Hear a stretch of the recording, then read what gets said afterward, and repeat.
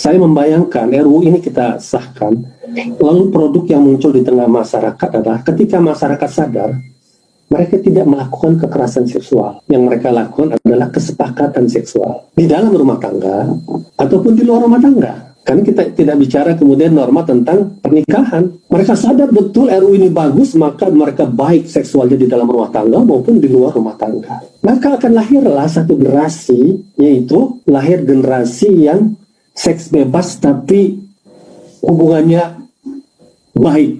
Atau yang kedua, karena kita juga tidak men-state, Pak Nusron tadi menyebutkan soal LGBT, tidak men-state LGBT soal larangan, maka kesepakatan itu bisa meluas menjadi sesama jenis. Ketika mereka sama-sama baik, itulah muncul yang kita sebut konsen. Mitra kembaran dari kekerasan seksual itu adalah sexual violence, mitranya sexual consent, kesepakatan seksual. Pertanyaan pentingnya, apakah dua generasi ini yang lahir dari RUU ini adalah generasi yang kita harapkan? Atau sesuatu yang tidak kita harapkan tapi lahir karena adanya undang-undang ini yang tidak komprehensif, yaitu generasi pasangan bebas yang menikmati seksnya tidak saling menyakiti tapi saling menikmati, baik antara pria wanita ataupun sesama jenis. Kedua, apakah lahirnya generasi ini sejalan dengan tadi Pak Nusron sangat menyebut nilai lokal konten, nilai agama dan Pancasila kita, bahkan pasal undang-undang dasar kita yang lahir di era reformasi. Pemerintah mengusahakan dan menyelenggarakan satu sistem pendidikan yang meningkatkan iman takwa, akhlak mulia, mencerdaskan. Iman takwa itu disebut resmi dalam undang-undang dasar kita. Jadi bukan saja Pancasila sila pertama Tuhan Yang Maha Esa, tapi pasal 3 ayat 3 buat dari reformasi. Kalau lahirnya dua generasi itu tidak sesuai dengan yang kita harapkan, artinya kita harus mengantisipasi dalam pembentukan RUU ini. Dan antisipasi itu telah terjadi sesungguhnya pada judicial review putusan MK November 2017. Ketika 9 hakim MK, 4-nya sepakat bahwa pasal 284 tentang perzinahan harus diperluas, yaitu seluruh bentuk hubungan di luar hubungan pernikahan. Dan itu seluruh agama kita juga begitu menganggapnya. Itu sikap 4 hakim ya. Lalu juga pasal 285 tentang perkosaan. Tidak hanya pria kepada wanita, tapi pria kepada pria, wanita kepada pria. Ya. Diperluas. 292 pencabulan tidak hanya dilarang kepada anak di bawah 18 tahun, tapi juga di atas 18 tahun, semua usia. Itu 4 hakim setuju, tapi 5 tidak menolak. 5 hakim MK mengatakan diserahkan kepada keputusan pembentuk undang-undang di DPR. Yang artinya tugas kita itu.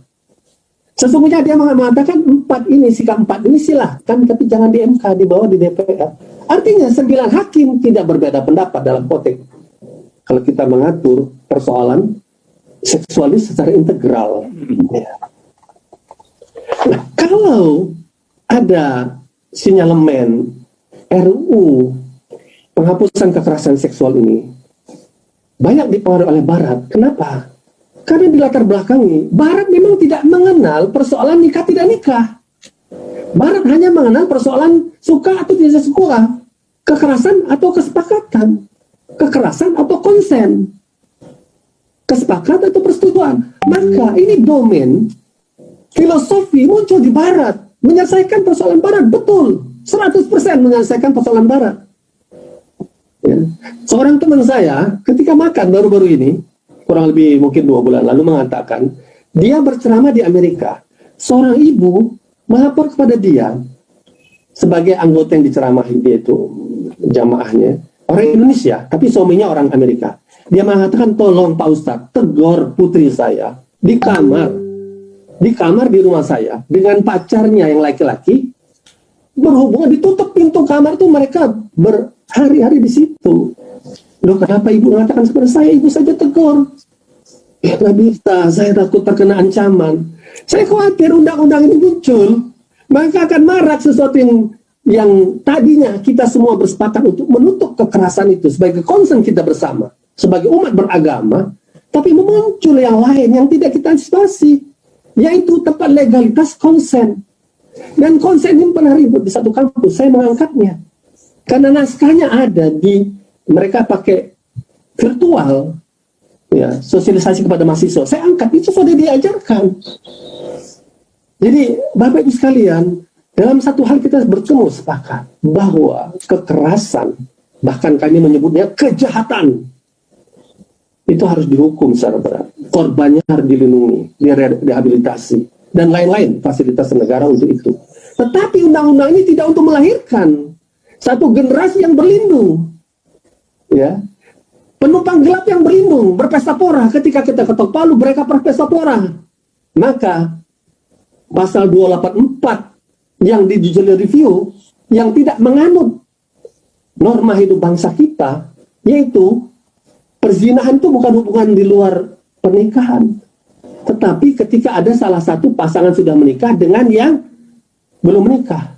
Pasangan yang setelah menikah pun kalau merelakan suaminya atau istrinya berhubungan gelap dengan pasangan yang pasangan gelapnya, itu tidak terkena pidana.